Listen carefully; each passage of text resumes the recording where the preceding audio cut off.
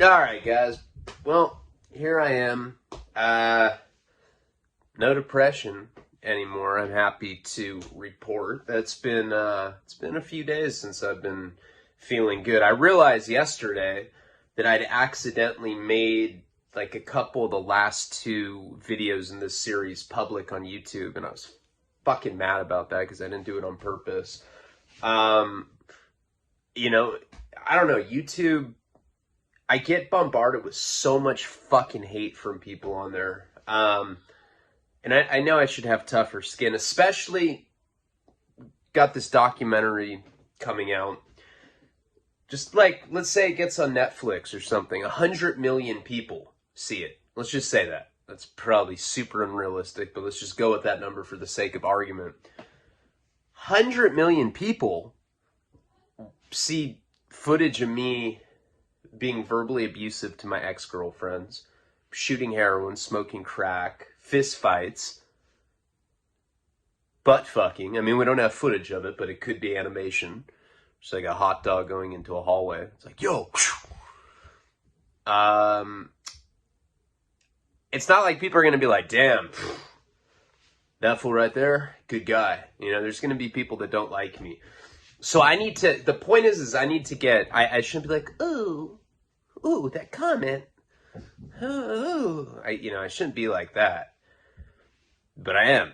You know, it's not, it sucks. I'll be like taking a shit and I'll get a comment and I'll just be like, you are the big, I hope you die. I hope your whole family dies. Fuck no. And I'm just like, damn, dude, a simple unfucking subscribe would have sufficed, man. And it makes me feel like shit. It really does. It makes me feel like shit. Like, I don't even feel like I'm a bad guy. I'm not a bad guy. I have a lot of friends. I wouldn't have friends if I was a bad guy. I just have bad guy tendencies. I've done some bad guy stuff because I was a drug addict. I'm not a drug addict anymore, so I don't do bad guy stuff anymore. Sounds good, bro. Sounds good. Really, I think I'm a good dad. I think I'm a good partner I go down on Karina sometimes. I'm like, come on, let me pretend you're a dude. She's like, okay. I'm like, ah. She's like, I love when you do that. I was like, yeah, me too. Shut up. I feel like I'm a good guy, right? It's like, even on Patreon, I don't even read the comments anymore. Whoever, just like, if I get it, if you don't like me, just go away. You know, I mean, I try. It's hard to juggle everything, and I do try. And when I do I think recently I've been getting back into form, you know, but I've been dealing with, really, it's been two issues. It's depression, which is gone, and thank fucking God, because that's the worst part. Depression is the kind of thing where you're like, dude, I've never sucked a dick before, but I'm fucking down. I just want to feel something, bro. Friends are like, oh God, he's trying the whole, I'm depressed, let me suck your dick thing again. Oh, this coffee's like 4 weeks old. Ugh! It's all cold and probably flies in it. And there's a fly in my bong. Look at that. Look at that. A fucking fly in my bong. You see that? Right there. It's just disgusting. So, the other day, so there's the depression, which is gone, thank God, right? And then I've been having, I had a really bad cavity on this side. I'm one of those guys that procrastinates. Like, if I got stabbed tonight in a gang fight, I mean, I'm not saying I'm going to be in a gang fight tonight, but if I was just in one, I was just like walking to 7-Eleven and I was like, fuck that gang. Hold on. I'm going to go fight these gang members, you know, even though I'm not in one, you know. Be like some independent, isolated incidents of violence or something. But if I got stabbed, I wouldn't even go to the hospital. I'd be like, fuck it. I'll wash it with soap and probably won't get infected. And then I'm the kind of guy where stuff like that turns into infections. Because I procrastinate. I do. You know, I'm a procrastinator. And so I haven't been on top of my dental shit for years and years and years. And I smoke crack, shoot heroin, meth. Those three things alone, I should have no teeth. You know, and people used to comment that. Remember that in the beginning of my YouTube channel? They'd be like, dude, your teeth are too perfect to be a junkie. I was like, who says that? And my teeth they're all fucking stained and crooked and shit. But I never, like, I'm not missing that many. Not that you can see. I am, like, I like the, you know, my back teeth where people aren't going to notice. But I don't have shit, like, missing in the front. I should. It would definitely go with my personality. But point is I go for this x-ray and tell me that I have to get a root canal. Then I have to go to Garden Grove. They're like, oh yeah, we have to give you a root canal, but you have to be pre-approved by the insurance. So I'm waiting a few weeks. Then I come back and this side starts hurting. So then I have to go back to my primary. I go back to Garden Grove. I know I've said all this shit a million times. But when they did x-rays for me the other night, they found that I need 2 fucking root canals. And I think it's 18 and 17. So like 2 of these teeth are rotting out. And I'm like, can I get a Percocet? He's like, no. I was like, I'll suck your dick. So, maybe. Here's my cell, bro. Hit me after hours. All right. But the point is I need 2 root canals on this side. I need 1 on this side. On this one, it's like the air passageway is what they said. It's like going into my brain. Anyway, the point is I've never had dental issues like this. And now it's like a bunch of different stuff at once, right? And it's been really, really tough for me to, but you know how tooth pain comes, like it comes in waves. There's been times over the last couple weeks where I'm in so much pain that I don't know what I was going to say, but it's the worst pain you could possibly imagine. If you've had shit like that, you know, but like on the x-rays, it shows like, there's like a fat hole. I'll post the picture of the x-ray for this one because this is the really bad one. There's like this fat hole on the upper right corner of it on this bottom left tooth. But so you know, that's kind of what's been going on with me. It doesn't, I mean, there's other stuff. Like I'm really trying to get this longer cut of the doc instead of like these piecemeal, like just little segments. I want to actually be like, okay, here's 30 minutes of it. Here's an hour of it. And I want to get to the finish line so that we can put this out, because I certainly know that once we get to that finish line, it'll be, I hope it'll be what I see in my mind. And basically it's like, oh, look at my life. It's been a train wreck and now I'm better. I've been good for like 8 months, man. You know, I guess that's not going to sound that good. I don't know. I'm trying to get my nonprofit thing going with Joe this week. He's been like really on it. We've gotten all the packages from the first raffle. We're on the second raffle, and now we're on the gifts.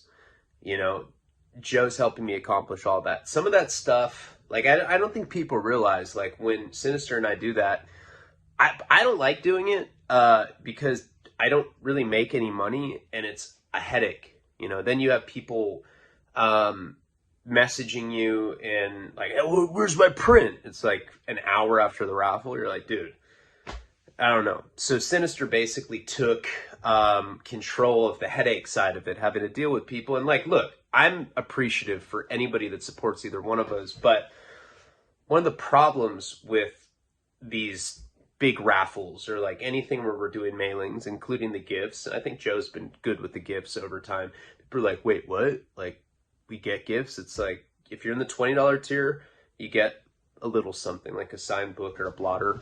If you're on the $100 tier, you get big stuff. You get prints, you get signed page from book, pocket butthole, stuff like that. But people don't realize when you do raffles on YouTube, they take, first of all, YouTube, Google AdSense takes 30% of that. It's right off the top. That doesn't include the overhead for the pieces, the printing, the packaging, and then the shipping is astronomical. Even though I have someone like Joe that can help me and get a reduced rate, swear to God, one of the people that won a painting with the last raffle was in Australia. Cost us $500 fucking dollars with the discount to send that. Out of control. Makes me want to check in. I gotta go. I don't want to send that. So, point is like, We may bring in 3,000-4,000, and by the end of it, we're splitting like a couple hundred a piece. That's not even an exaggeration. It's a little more than that. It's like $400 a piece. But still, for all that fucking work, for sending out like 90 packages, you would think that you'd be bringing in a little more than that. And at least on my side of it, I can't speak for Sinister, but my side of it goes towards what I'm trying to do with my nonprofit, which I think is going to be important to have going before the documentary comes out.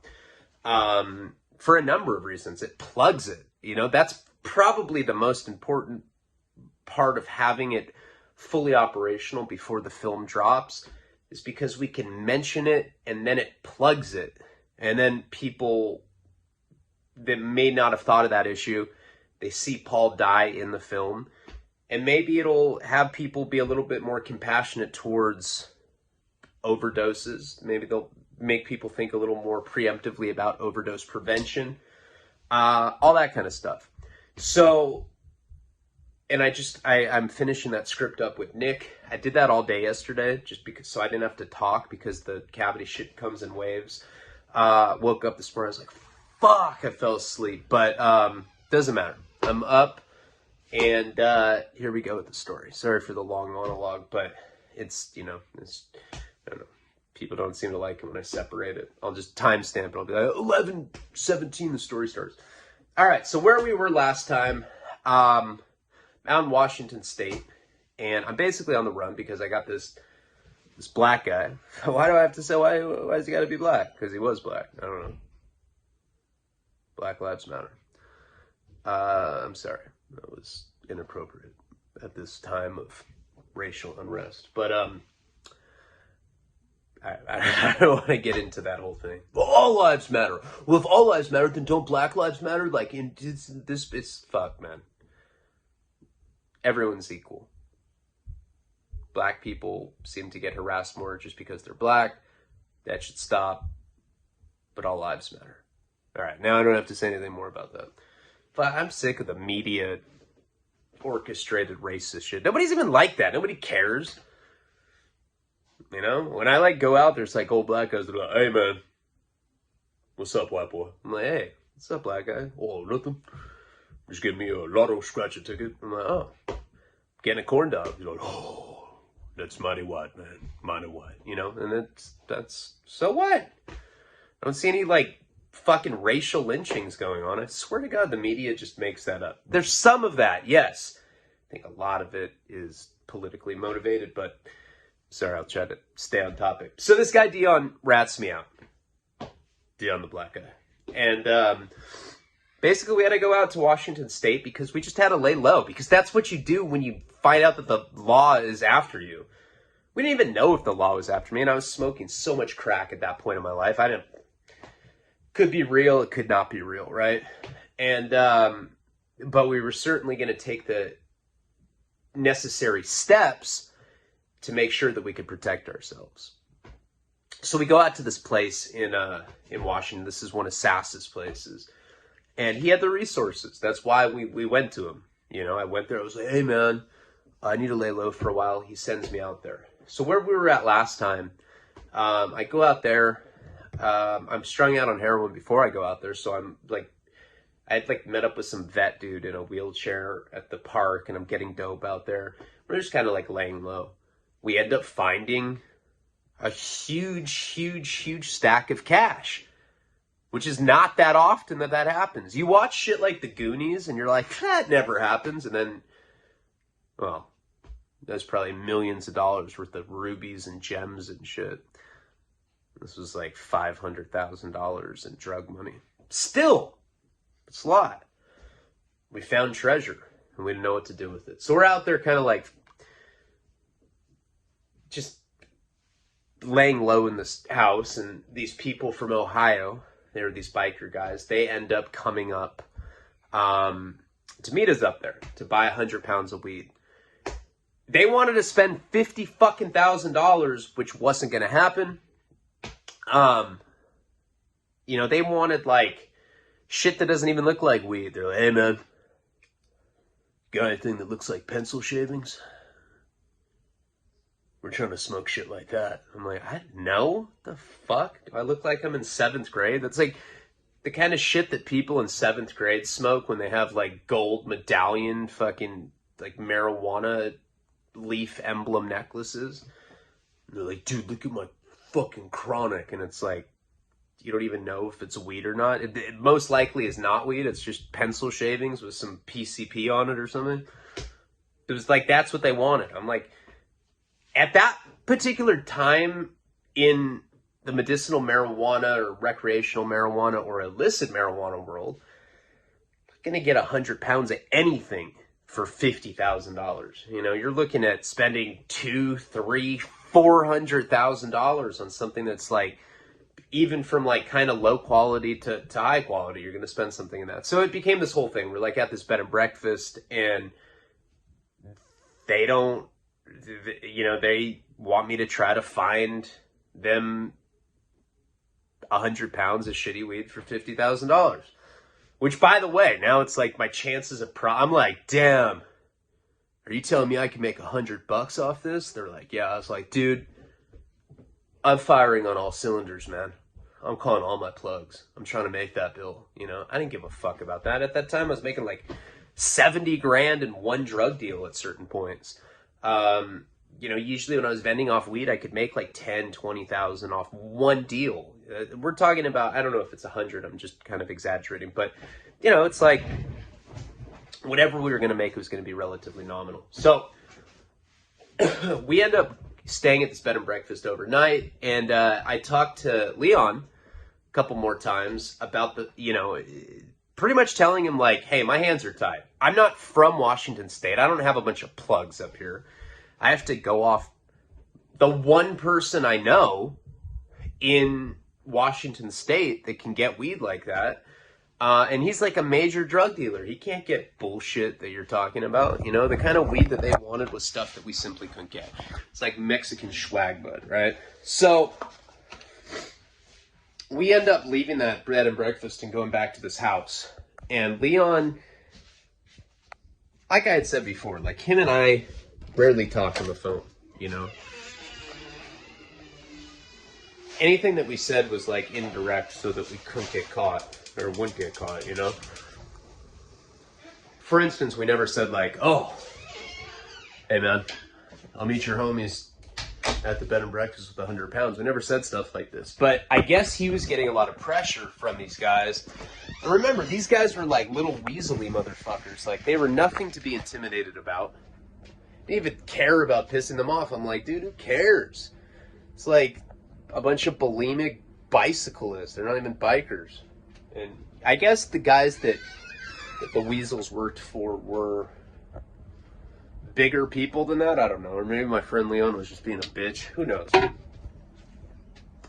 What ends up happening is Leon pretty much calls me and cries to me enough about the weed situation where I have to start making calls, you know? And I'm like, I'd already talked to Sass, and I'm like, hey, can you get 100 pounds for 50 grand? He couldn't do it.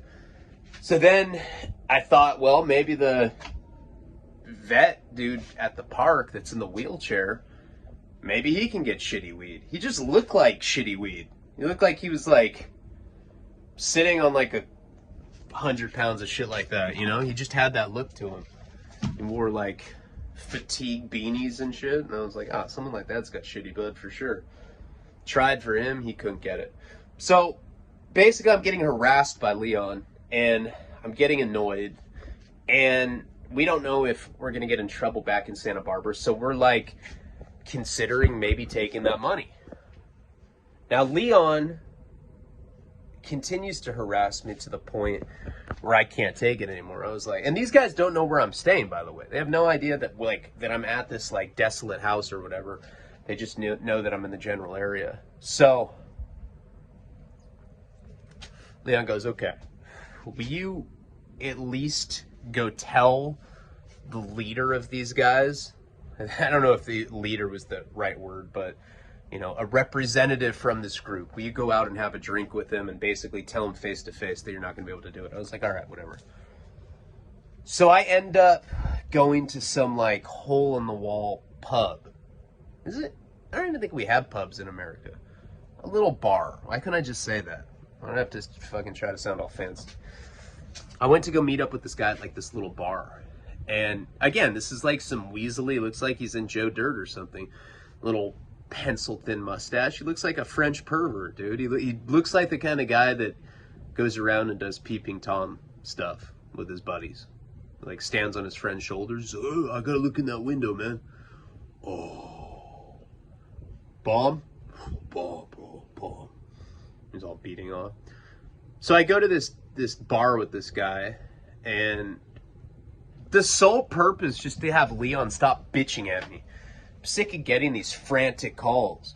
You know, and Leon was one of those guys that was OCD. When I used to take, you know, pounds of meth to him in when he was owned that strip club in Connecticut, he'd always like pick me up at the airport and he'd be like biting his nails. He'd be like, "Hey man,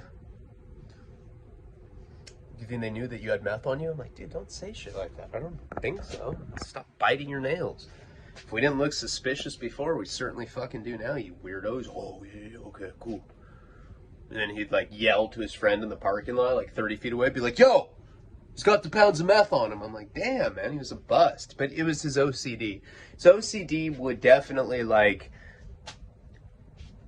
put logic out the window for this guy. Like, you know, when he started getting anxious or whatever, he just didn't care about anything else. So I think that me going to meet this guy at the bar, like part of the whole reason behind that was he just wanted not to feel the kind of anxiety that he had because these guys were harassing him so much. So anyway, so I go and I meet up with this guy, and I remember like back in that time, I drank like a really gay, like fruity mixed drink. So I was like, "Hey man, can I get a sex on the beach?"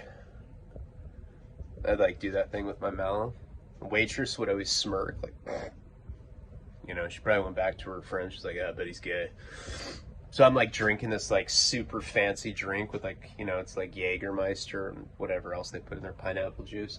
And I'm talking to this guy, like sucking on the cherry from a drink.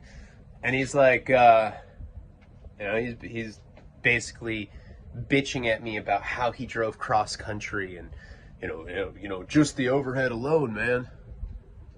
I'm talking about like $300, man. I was like, oh, well, I mean, I don't know. I was like, I guess that's, you know, and of course I'm mad that I'm sitting at the bar with this guy in the first place. So I'm like blaming it on Leon. I'm like, well, I mean, that's what happens when there's a lack of communication. He's like, "But I can't leave here empty-handed, man." He's like, "You don't understand. The dude I work with, he's going to be pissed, man. He put up the $300 to get us out there." I'm like, I don't know what to tell you. I'm like, you know, with 50 grand, I can get you like maybe 15 pounds, maybe 20 if you're lucky. I can't get you 100 pounds of anything for 50 G's. And, you know, at this time I'm driving my 85 Volvo, and I think me and him talked for like an hour about the fact that I just wasn't going to be able to do anything for him. So I end up, you know, basically spent this whole time as just like some glorified, you know, hour of me telling him no. You know, I mean, I could have accomplished this by doing it on the phone, but I guess this was more just to, like I said, to make Leon, like to kind of like take all the blame off Leon. At least like me being face to face, explaining that it's not going to happen is better than him saying it. And considering that these guys just drove cross country. So I leave the bar, get back in my Volvo, and I go back to this house, you know? Now, at this point, I tell Jenny that, you know, we're not going to get this money from these guys. And we were kind of banking on that because in our minds, see, Jenny was really good at stuff like that, like always having like a backup plan. Like, okay, if the heat really does come crashing down on us, what are we going to do? You know, how much money do we have on us? We didn't have a lot. I mean, all of this kind of happened with our pants down, you know? I ended up jumping in that car with that dude, Dion, and he had the undercover cop with him. It's not like we had time to go by our house and go to our safe and get our cash. So it was like, I guess, I don't know if I explained that well enough in the previous videos, but that's really like what our dilemma was. If cops somehow raided our house while we were away. And how would we know that in the first place? I mean, I guess periodically we could check in with our landlord and be like, hey man, any feds raid the house today? Oh no? Oh yeah, do I have any mail? Oh, all right, cool. See you soon, man. I'll have the rent for you on the first. Thanks, bro. I guess that was like how we planned on knowing if something had happened at this house, but we needed money. And we were thinking about this 100-pound weed deal. We were thinking we were going to walk away with at least 50 or 100,000. We didn't know that these guys were going to come cross country with just 50,000 to play with.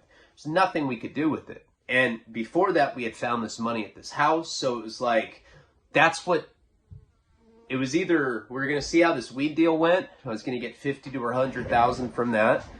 And we were planning on going down to Mexico for a while. See, that's always, when you're like in the drug business, when you're selling pounds, when you're selling kilos, when you're doing anything like illicit like that regularly, you know, you always try to buy time because like you think that time will magically make it go away. Truth be told, if our house had gotten raided in that time, it wouldn't have mattered. We would have had federal warrants for our arrest and that would have been that, you know? Sorry, I need my little oral gel. I just like saying oral. So when I get back from the bar, I tell Jenny it's not going to happen. And I say, maybe we should consider jacking Sass. We didn't like the guy to begin with. Like I said before, he was pretentious. He was patronizing. He was condescending. And there were rumors that he had raped some girls in our scene. And that goes to when I first met this guy. This was, you know, I don't like to judge people how they look on the outside. I like to judge what kind of piece of shit they are on the inside. I don't usually look at someone and be like, damn, that fool, ugly. Or like, that dude, bomb. Maybe I'll say that about a girl, but I certainly don't say that about guys. But this particular guy, Sass, he was just an ugly fucking dude. He was an Eskimo that drove a Prius and sold kilos of Molly. And when I first met him, when we started going to that mansion in Santa Barbara, he would always have hot-ass girls around. It's like, what the fuck? Like, how does a guy like this get girls like them to party? Like, he'd always just have these, like, super, super hot chicks with him. And at one point, you know, I partied over there. I mean, I had a girlfriend. I had Jenny, and I was usually over there with her, so I wasn't really involved with the debauchery too much. But people had explained to me, one of the girls, she was this little, like, short blonde girl. She was probably 23, 24 at the time. I think Sass was like 27 or 28. I was in my early 20s. Jenny was 25. This girl that was always hanging out there, she had dated a pro skater in San Diego, and she just kind of presented herself to me and the entire scene of people that we were partying with as a party girl.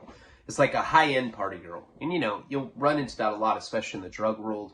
Not in, like, the grimy, like, crystal meth or heroin or crack scenes, but when you're, like, with people that are growing a lot of herb, you know, selling hundreds and hundreds of pounds, people that have disposable income, people like Sinister. That's a great example. People like that always have chicks. You know, it's just because there's so much money.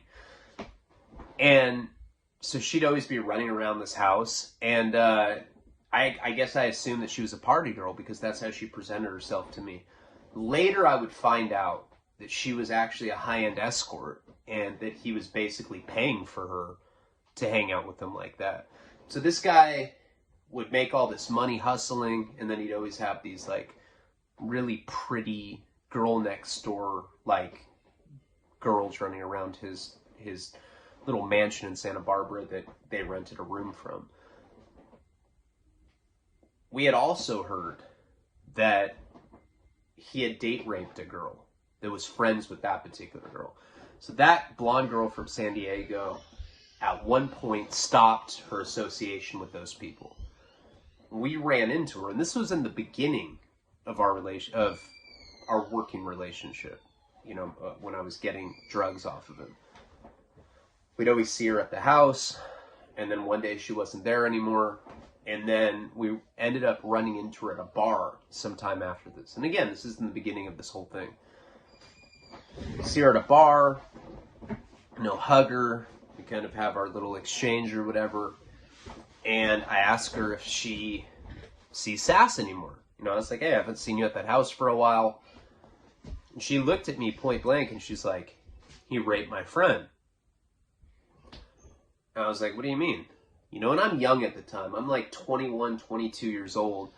I'm one of those people at that point in my life where I have the naivety thing going, where if I hear that somebody that I'm friends with or somebody that I'm a close associate with raped somebody, I'm automatically not going to believe it at first. I'll always give them the benefit of the doubt. That's how I was then. Now, if someone's like, yeah, that fool's a rapist, I'll call him. I'll be like, don't ever talk to me again, rapist.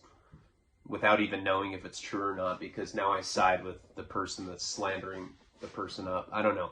In my experience with life, I've found that usually where there's smoke, there's fire. It's like people usually don't put rape allegations on people unless there's something behind it. And so she explained to us while we were at this bar that basically her friend from San Diego had gone up to his place in Santa Cruz and they were partying and they were all taking Molly, just hanging out. And he gave her some capsule that he said was more Molly.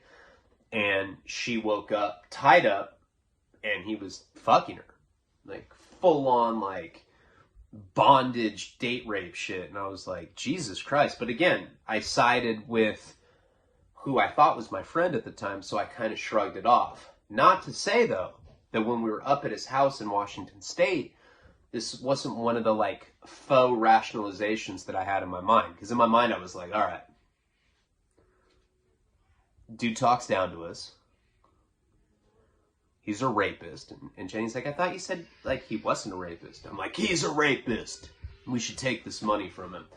I was looking, I guess, typical dope fiend move. I was looking for any excuse to be able to take this money from him without feeling bad.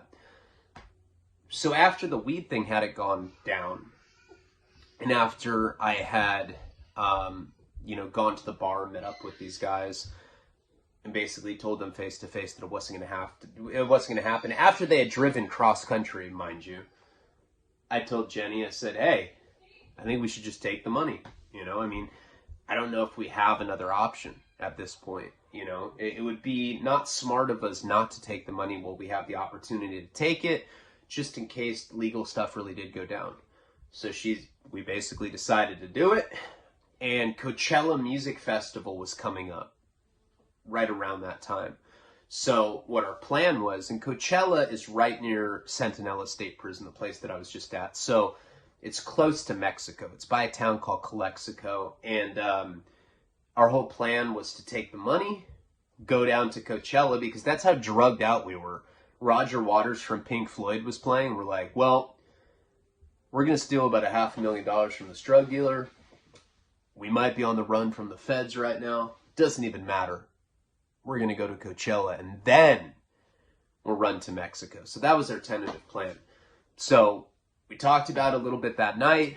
I remember I had some heroin. I did it. Passed out.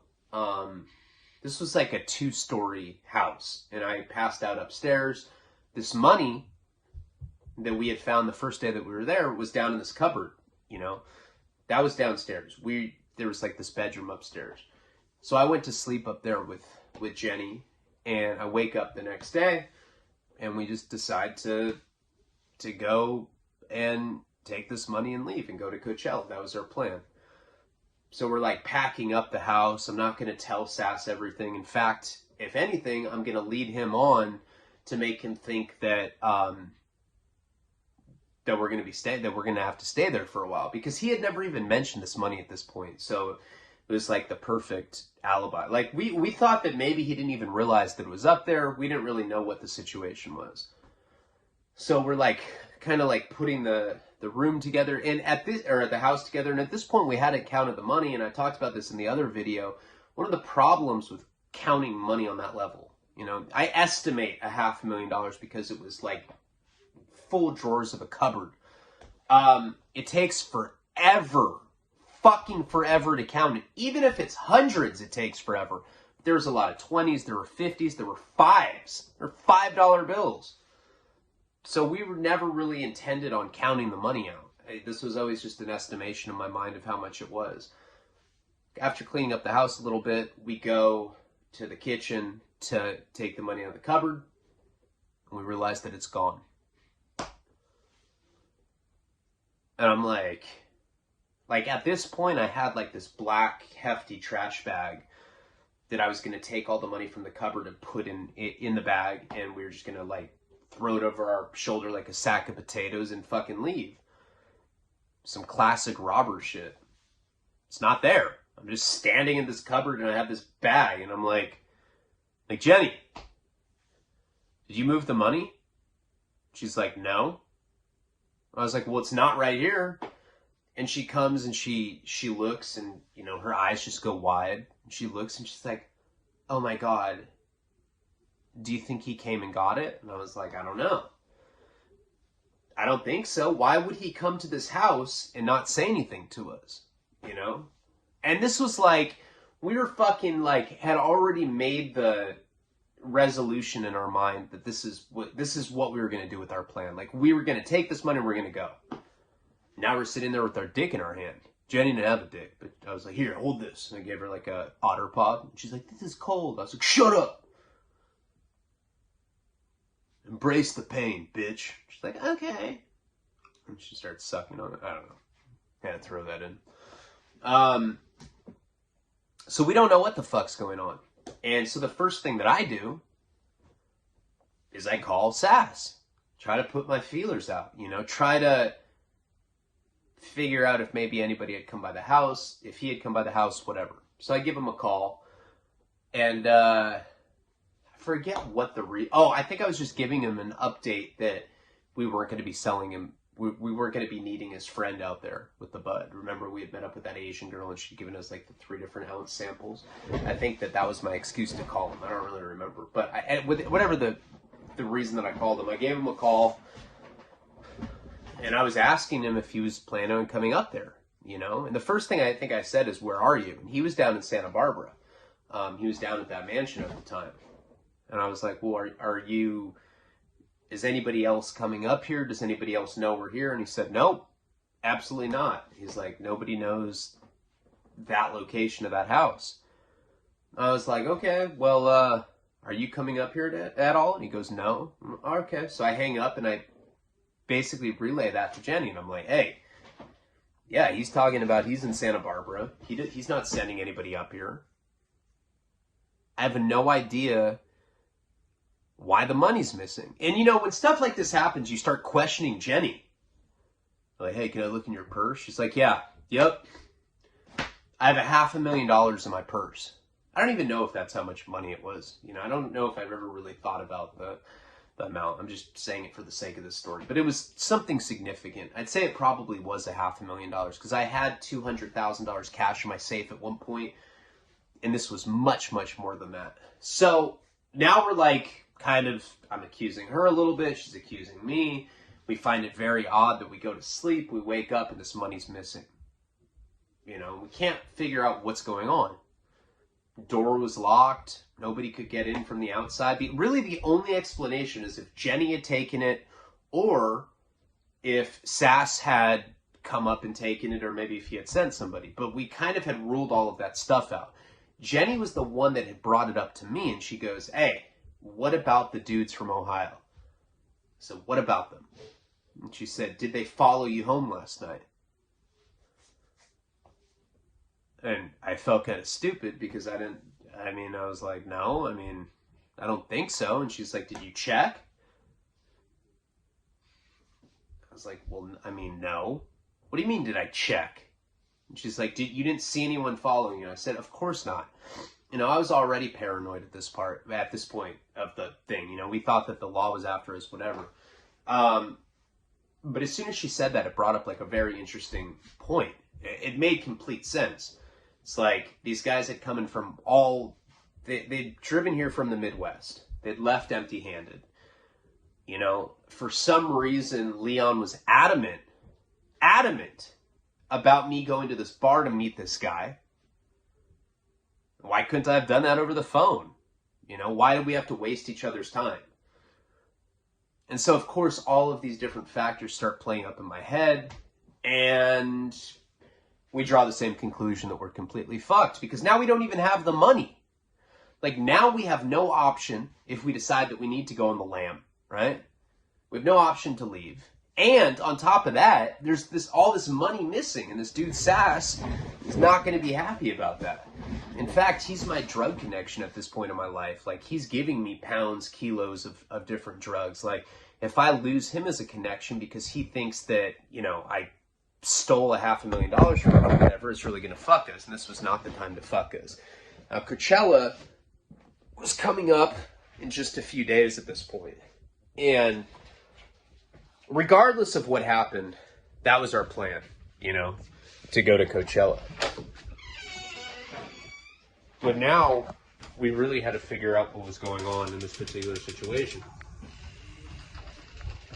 It's a fucked up thing though, you know. It's 2020 now. A lot of people have surveillance stuff up at their house, but it wasn't like that during this point, you know. So it was like some really corny investigative work to try to figure out if these guys did it. And I guess the first thing that I thought to do was to call Leon, try to like interrogate him or feel him out, you know, see if maybe he would act weird or anything, and maybe I could go off my like spider sense intuition and see if maybe he had orchestrated this. But then there was also the risk that these guys had planned this all by themselves. Leon had nothing to do with it. Although these little weaselly motherfuckers seemed like they didn't really have any brains behind their operation. So it seemed much more likely that he had put them up to it. So I ended up giving him a call. He doesn't pick up. Now that was the first like red flag in this whole situation, is that he wasn't picking my calls up. And we had that kind of relationship where if he didn't pick up and I left a voicemail, I'd hear from him within an hour. So I didn't really think much. I mean, it's not like he picked up every time I'd called him before this point, but I left a message and I told Jenny that if he doesn't call back, then it's definitely a red flag, you know? Hours go by. I don't hear from him. I try calling him again, and I get one of those messages from the operator that's like, doo-doo-doo, this number is no longer in service. You have been jacked for $500,000. I was like, fuck. The fact that he had changed his number, it was almost, I mean, he may as well just admitted that he took the fucking money. Now, we definitely knew what happened.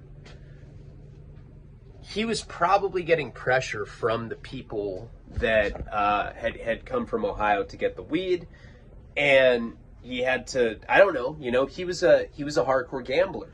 That's the thing with him and JP. I don't know if you guys remember like all the different adventures that him and I got into. But him and that guy JP were like the gambling addicts. We used to do a lot of dirtbag shit together. I remember one of probably the most dirtbag thing that we did. I don't know if I ever told this story, but years before that, well, couldn't have been that many years before that, but maybe a year or two before that. It was before I was ever selling drugs. Leon had come to Santa Barbara from the East Coast. JP was living there. Now remember, they had moved in, or they had met each other at military school. And then I met Leon when I was in college in Boston. So when I was in college and he found out that I went to Santa Barbara, he asked me if I knew a guy named Jason Penquin, who was named JP. And I told you guys his whole deal. He was that guy whose dad had run out on him, you know, to be like a gambling junkie. And basically JP started selling a shitload of weed in high school. Not talking about like ounces. I'm talking about he'd be selling 20 fucking pounds at a time in high school. He was like the drug dealer. I mean, he was even selling weed to college kids. He drove a BMW in high school. Then I end up getting out of high school. I become a junkie. I'm running around, hitting licks, doing robberies, running scams on people, just being a fucking complete degenerate junkie at the time. And somehow I met up with him. We reconnected. And at this point, like, he was always a pretty popular kid at our high school. You know, he was a good-looking surfer guy. He was tall. Not like me. I had, like, some Danny DeVito body. when I like skated. I was like, I'm gonna skate this curb. He was like, you're a bitch. I'm gonna go surf and have threesomes. I was like, fuck. Wish I could be like that guy. But then I met him when I was out of high school, and he had kind of, descended into being like a full-blown criminal. So him and I met up, and then this guy, Leon, ended up flying out from the East Coast, and the three of us were like this scumbag trio, and we'd go around just running scams on people, robbing people. Those guys would run up to people at ATMs with guns that weren't loaded and like put it up to their temple, and they'd be like crying. I felt like I was in Fight Club. I was like, wow, this sucks. They're like, do you want to get high? I was like, okay. I don't even care what you guys do. Get me high. That guy probably deserved it. He's probably a piece of shit. He was Asian. And I would just like nod out. This one night, it's probably the worst thing that we did. There's a small college town in Isla Vista. There's a small college town in Santa Barbara called Isla Vista. It's where all the kids that go to University of California, Santa Barbara go, and a lot of kids from the community college live there too. It's just this big stretch of apartments and dorms for college-age kids, and a lot of bad, debaucherous shit goes on there. I mean, I could do an entire series just on Isla Vista. But what we would do is Leon, JP, and I, even though I was a heroin addict and these guys were like legitimate outlaw criminals, we were all pretty preppy looking, and we didn't look like we were as shady as we actually were. So one of our scams is we would go hook up with girls that we thought were easy to get, and we'd go hit on them, and then we'd end up robbing them. And I remember one night I went out there with them, and we were just walking around the streets. We ran into this group of girls. They were not the best looking girls. Basically, JP was a charmer, and he started telling them that, we weren't from around here and that we wanted to party with them. And they ended up bringing us back to their house. And they're like, yeah, we can go back to our house. Got a bottle of Bacardi there. We can pre-party. Then we can go to, we can pre-game or whatever, and we can start going to, some of the keg parties that are around. So we end up going with these girls, and we have a couple of drinks. While we're in there, JP goes and unlatches the back door. And he basically told Leon and I that he was planning on doing this once we were in there. And finally, we have some drinks with these girls, and we end up leaving this place. We go to a party together. We break up from these girls, and we end up going back to their house. We walk right in the back door, and we went and we got their pillowcases, and we started getting all of their electronics. I felt like I was Marv in Home Alone. That's how dirtbag I was. I was like, are you sure that we can get high after this? They're like, yeah, of course, Ryan. Just steal everything. Come on, bro. I was like, all right. And we were taking digital cameras and Xboxes and just real piece of shit type shit, right? And at the end of that, I think it was Leon or JP had gone into the kitchen, and they'd gone up into the cupboard. They'd found a shoebox that said rent. And all of their rent money, I think they were probably all waitresses or something, or strippers or whatever the fuck they were. Probably not strippers, because they weren't on that, they didn't have stripper bodies. Let's just say that. Have you ever seen, the Kool-Aid guy? Alright, anyway. So, so he finds this shoebox with all this money, and he's like, oh my god, it was $5,000 cash or something. It was their savings. He dumped it in the pillowcase, and we ended up leaving. We ended up getting in a brawl, I don't know, a couple nights later. We were spotted at a party, and I think some of those girls recognized us, and they pointed us out. Those are the guys that jacked us. And all these date rapist jocks were running after us, trying to roofie us. We're like, oh my god. And we ended up getting in this huge brawl.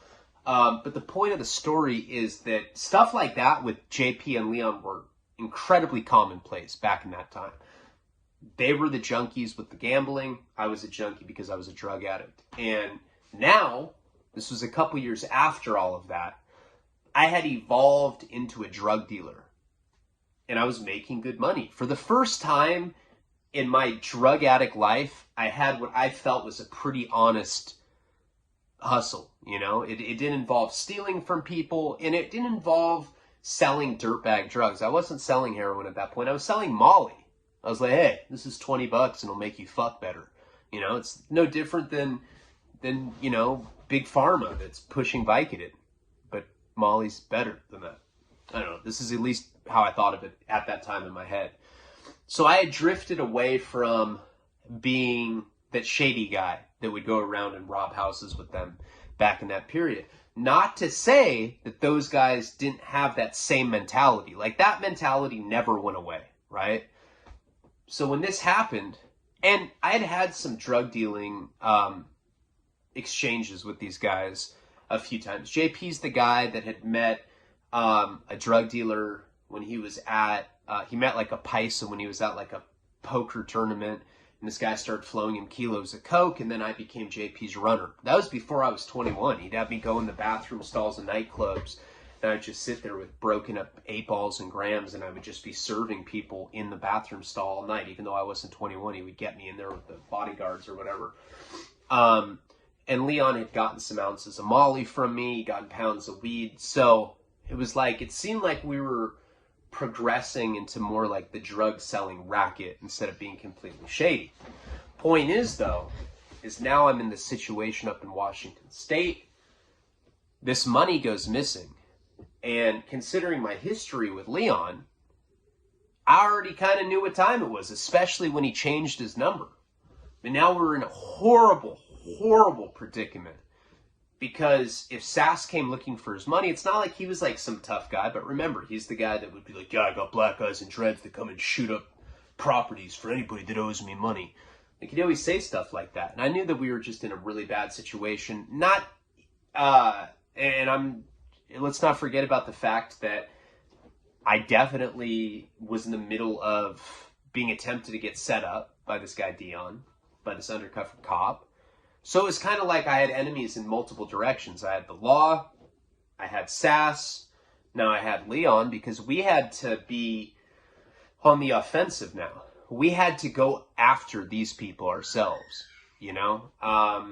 That was the only way that this was going to work. And this turned into this whole thing, and we will get into that in the next installment of this video. I will definitely try to make up and do another video today. I know I have to take Karina out to do some errands with Nico, and I have to finish the script with Nick, and I'm working on the doc, but I will try hard to get some photographs and videos and another story up tonight. Love you guys. Palabra.